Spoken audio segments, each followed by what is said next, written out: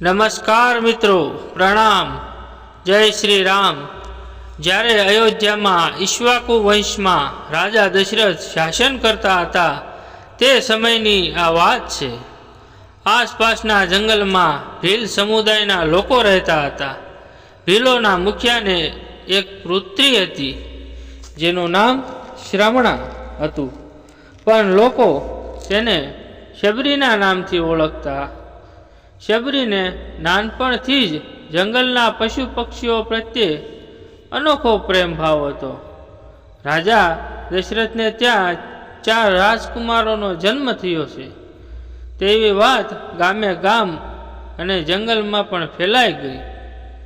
શબરીના પિતા પણ શબરી સાથે આ રાજકુમારોના જન્મ ઉત્સવ વખતે અયોધ્યા ગયેલા અને ત્યારે શબરીએ પ્રથમવાર રામને જોયેલા અને તેની અંદર ભક્તિનું પૂર ઉમટી ઉઠ્યું।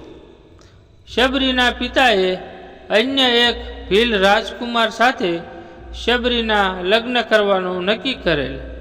લગ્ન પહેલાં પિતાએ એક રીત રસમ મુજબ બલિ માટે વાડામાં હજારો પશુઓને ભેગા કરી રાખ્યા।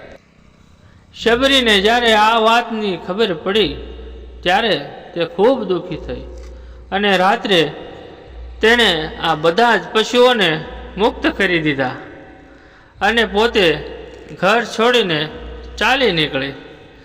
ચાલતા ચાલતા તે પંપા સરોવર કિનારે માતંગ ઋષિના આશ્રમ સુધી પહોંચી ગઈ, પણ પોતે ભીલ છે એટલે ઋષિ પોતાને શિષ્યા તરીકે સ્વીકારશે કે કેમ, પોતાને સેવાને લાયક ગણશે કે કેમ, એ સવાલ થયો। આથી તેણે આશ્રમથી થોડે દૂર પોતાની એક ઝૂંપડી બનાવીને ભજન ભક્તિમાં મસ્ત થઈને રહેવા લાગી। પણ તેને લાગ્યું કે ગુરુ કૃપા અનિવાર્ય છે, આથી માતંગ ઋષિની સેવા તેના આશ્રમમાં ગયા વિના કેવી રીતે કરાવી તે તેણે શોધી કાઢ્યું।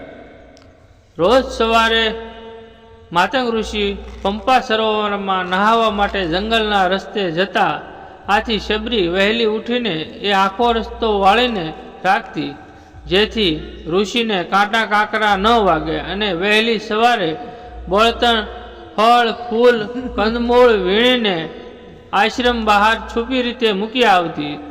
આ રીતે તેણે અપ્રત્યક્ષ સેવા કરવાની શરૂઆત કરી। માતંગ ઋષિને ખૂબ આશ્ચર્ય થયું કે રોજ સવારે આ જાત જાતની વસ્તુઓ આશ્રમ બહાર કોણ મૂકી જાય છે। આથી તેણે 2-4 શિષ્યોને આખી રાત પહેરો ભરવા કહ્યું। બીજા દિવસે વહેલી સવારે શબરી બળતણ ફળ ફૂલ કંદમૂળ મૂકવા આવી કે શિષ્યોએ તેને પકડી લીધી અને ગુરુજી સમક્ષ હાજર કરતા કહ્યું, ગુરુજી, આજે અમે એ વ્યક્તિને પકડી લીધી જે રોજ બધી વસ્તુઓ મૂકી જાય છે અને રસ્તાઓ વાળી નાખે છે। આજ ભીલડી રોજ આ કામ કરે છે। આ સાંભળીને માતંગ ઋષિએ શબરીને પૂછ્યું, બાઈ, તું કોણ છે અને રોજે રોજ આ વસ્તુઓ શા માટે મૂકી જાય છે અને પંપા સરોવર સુધીનો રસ્તો શા માટે વાળે છે? ડરેલી શબરીએ કંપતા સ્વરે પ્રણામ કરતા કહ્યું, હે પ્રભુ, મારું નામ શબરી છે। હું ભીલ સમુદાયની છું। અહીં જંગલમાં એક ઝૂંપડી બાંધીને રહું છું। આપ જેવા મહાન તપસ્વી ઋષિના દર્શનથી પોતાને પવિત્ર કરું છું, પણ કહેવાતા નીચા કુળના કારણે આપની સેવા કરવાનો કદાચ મને અધિકાર નથી। આથી આ રીતે છુપી રીતે આપની સેવા કરીને તૃપ્ત થાવ છું, પણ મને માફ કરજો, હું આપની સેવાને લાયક નથી। શબરીના આ શબ્દો સાંભળી માતંગ ઋષિ ગદગદ થઈ ગયા। તેણે શબરીમાં રહેલા આત્મતત્વને ઓળખી લીધું અને શિષ્યોને કહ્યું, અરે રે, આ તો મહાભાગ્યશાળી છે। આને આશ્રમની એક ઝૂંપડીમાં રહેવા દો અને તેમના ખાવા પીવાની પણ વ્યવસ્થા કરો। ત્યારથી શબરી ઋષિની કૃપાથી આશ્રમમાં રહેવા લાગી અને ભક્તિભાવમાં તપસ્વીની જેવું જીવન જીવવા લાગી। પણ શબરી જેવી ભીલ સ્ત્રીનું આ રીતે આશ્રમમાં રહેવું અન્ય કેટલાય ઋષિઓને ના ગમ્યું. આથી તેઓએ માતંગ ઋષિને ફરિયાદ કરી, પણ માતંગ ઋષિએ તેના પર ધ્યાન જ ના આપ્યું. માતંગ ઋષિ માટે જાતિ કરતાં ભક્તિનું મહત્વ વધારે હતું. આથી અન્ય ઋષિઓ માતંગ ઋષિઓનો આશ્રમ છોડીને પંપા સરોવર આસપાસ અન્ય જગ્યા પર રહેવા જતા રહ્યા. એકવાર માતંગ ઋષિએ શરીર છોડવાની ઈચ્છા વ્યક્ત કરી.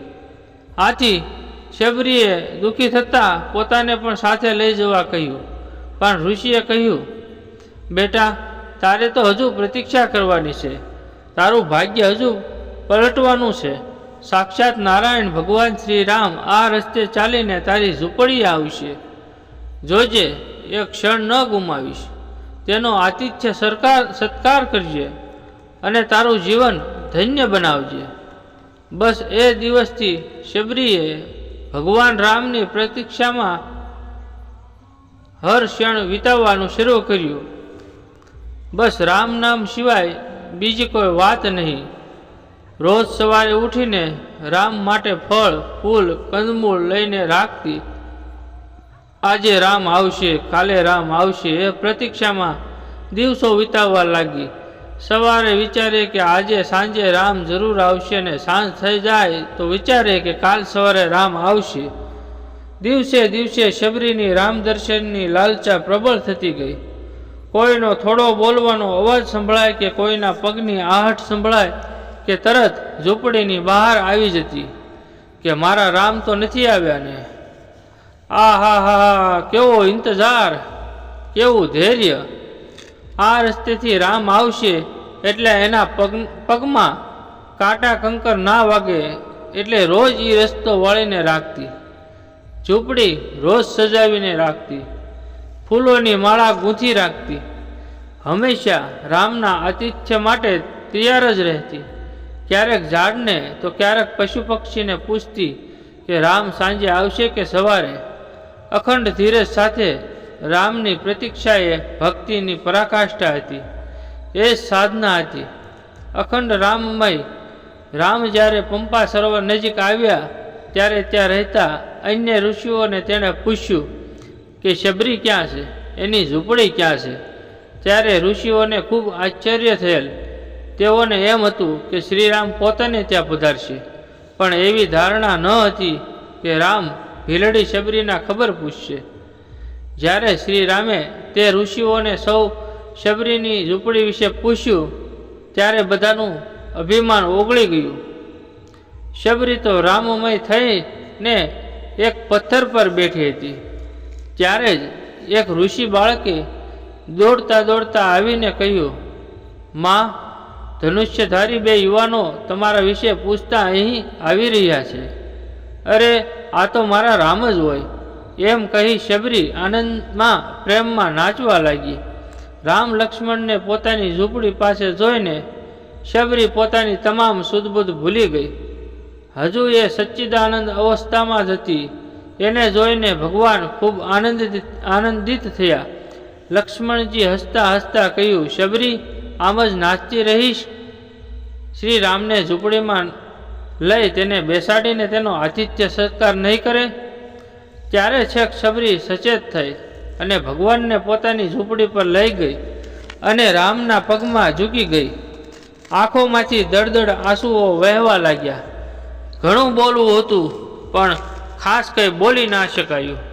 ગળું પ્રેમથી રૂંધાઈ ગયું ને એટલું જ બોલી શકી, હે નાથ, તમે આવી ગયા. મારી પ્રતીક્ષાનો અંત આવ્યો. મારા પર અનુગ્રહ કરો.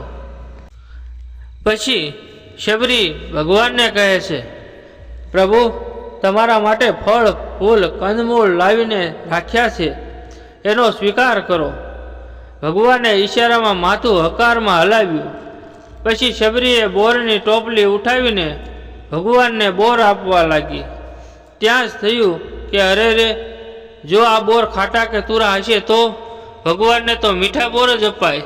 એટલે એક એક બોર ચાખતી જાય છે ને મીઠા મીઠા બોર ભગવાનને આપતી જાય છે.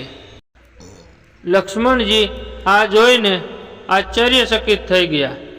તેણે શ્રી રામને કહ્યું કે પ્રભુ, શબરી તો તમને હેઠા ચાખેલા બોર ખવડાવે છે. ત્યારે રામ કહે છે, લક્ષ્મણ, આ હેઠા બોર ખાવા જ હું આવ્યો છું. આ તો પ્રેમથી નીતરતા વર્ષોના ઇંતજારમાં પાકેલા રસામૃત બોર છે. શબરીના આ એક એક બોર પર એને હું એક એક લોક આપી દઉં. પછી રામ અને શબરી વચ્ચે એક આધ્યાત્મિક સંવાદ થાય છે અને ભગવાન તેને નવધા ભક્તિનું જ્ઞાન આપે છે અને અંતે કહે છે, શબરી, તું કંઈક માગ. ત્યારે શબરી કહે છે, પ્રભુ, આપના દર્શનથી જ મારો જન્મ સફળ થઈ ગયો. હવે બીજું કંઈ માગવાનું રહેતું નથી. હું તો એ જ ચાહું છું કે આપમાં મારી ભક્તિ સદા બની રહે. ભગવાને કહ્યું, તથાસ્તુ. અને પછી શબરીએ પોતાનો પાર્થિવ દેહ ત્યાગ કરવાની ભગવાન પાસે આજ્ઞા માગી અને ભગવાન તથા બધા ઋષિઓ સામે જ શબરીએ યોગ બળે સ્થૂળ દેહ છોડી દીધો. ધન્ય છે શબરી, ધન્ય છે તેની રામ માટેની ઝંખના અને પ્રતીક્ષા. રામા રામા રટતે રટતે બીતી રેવું મરિયા, રઘુકુલ નંદન કબ आओगे ભીલની કી ડગરિયા. ધન્યવાદ.